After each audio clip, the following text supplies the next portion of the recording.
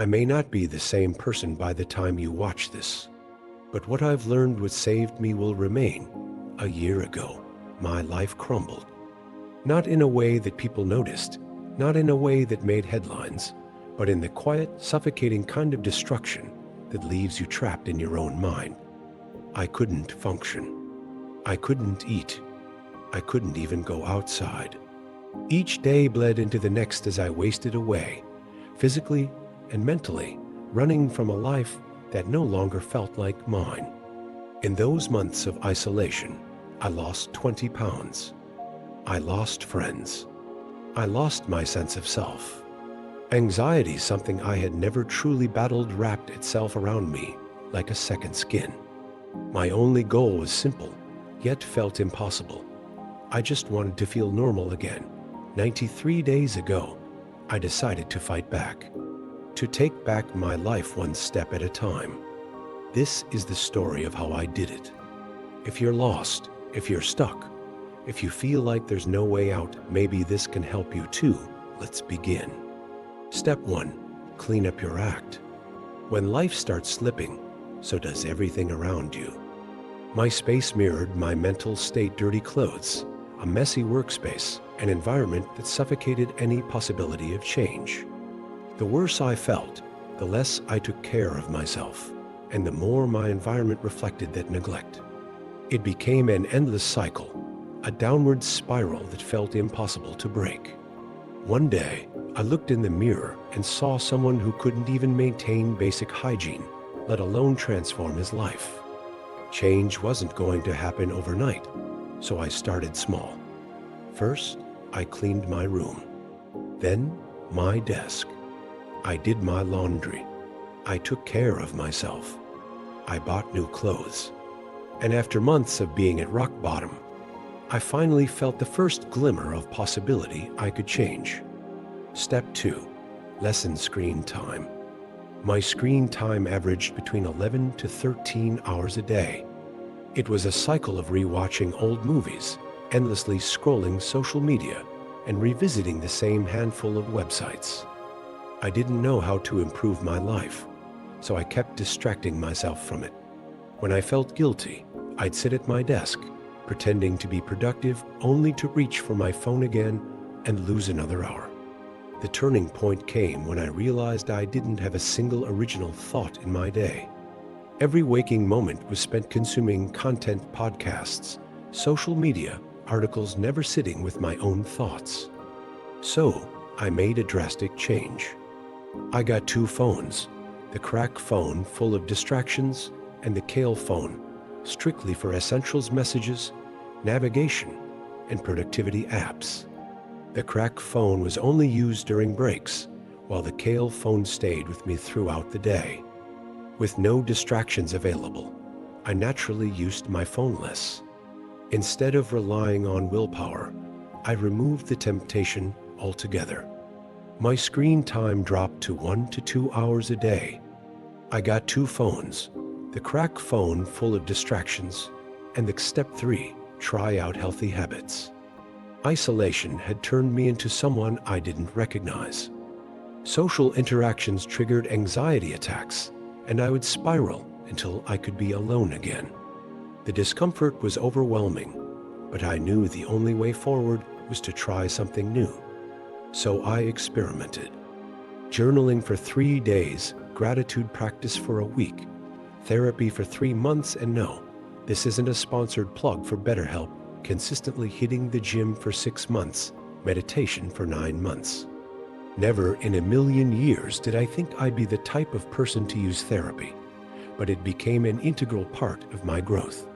I tested different habits, discarded the ones that didn't help, and doubled down on the ones that made a difference. Step 4. Figure out what you want. I was getting my life back, but I lacked direction. If someone asked me about my goals, my answer was still the same. I just want to feel normal again. That wasn't enough. So I immersed myself in self-improvement content, books, articles, videos until I distilled 3 key lessons. There are only a few areas of life I truly care about: relationships, fun, career, finances, and health, setting goals required balance. I created ceiling goals, ambitious dreams, and floor goals, bare minimums for each area. This buffer helped me manage expectations while still making progress. I used to set massive goals and constantly feel disappointed. Now, I focus on the inputs, not just the outputs. Want to deepen relationships? Commit to 3 days of dedicated time per week. Want to have fun? Spend time on hobbies daily. Want to lift a certain weight? Go to the gym 5 times a week. Step 5. Building your schedule. A good life comes from good years. A good year is made of good months. A good month is made of good weeks. A good week is made of good days. You get my point. I realized that my life is built on a series of ordinary Tuesdays. If I could design an ideal regular Tuesday, I could design an ideal life. Outside of vacations and special events, my daily schedule became a reflection of my priorities: career, relationships, fun, health, and finances. Step 6. Doing what you say you'll do. This was the biggest part of the 100 days. I knew what I had to do, when I had to do it, and why. Up until now, everything was just preparation. But progress only happens when you follow through. Whenever I broke my commitments, I lost trust in myself. The cycle repeated: consistency for a few weeks, then a setback. I learned that confidence is built through evidence, setting goals and achieving them, over and over again. Therapy also taught me to be kind to myself. I wouldn't treat a friend as harshly as I treated myself. When I gave myself grace, I stuck with projects longer, felt better about setbacks, and ultimately improved faster. Step 7. Consistency over everything. At this point, I could finally look in the mirror with pride. My health wasn't 100%, but my habits were making me better. The only guaranteed failure was quitting. Consistency was my only chance at success. I used to think intensity could outwork consistency. I was wrong. In the end, it was daily walks that pulled me out of rock bottom. When I was too nauseous to do anything else, I promised myself 1 minute outside. 1 minute turned to 5, then 10, then 20. That one small habit became the foundation for every other step of the 100 days. Step 8. Reflecting on the progress.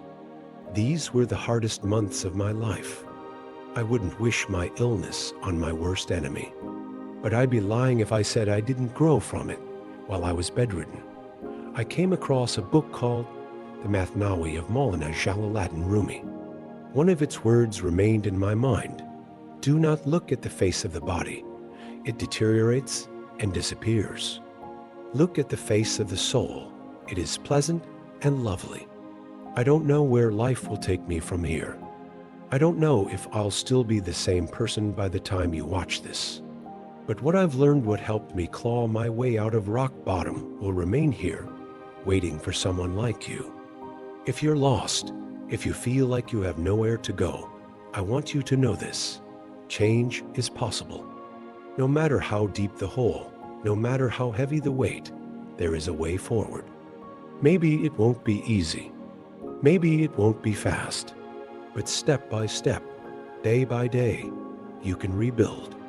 If any part of this resonated with you, let me know in the comments. Tell me your story. And if you're ready to take that first step, no matter how small, follow along.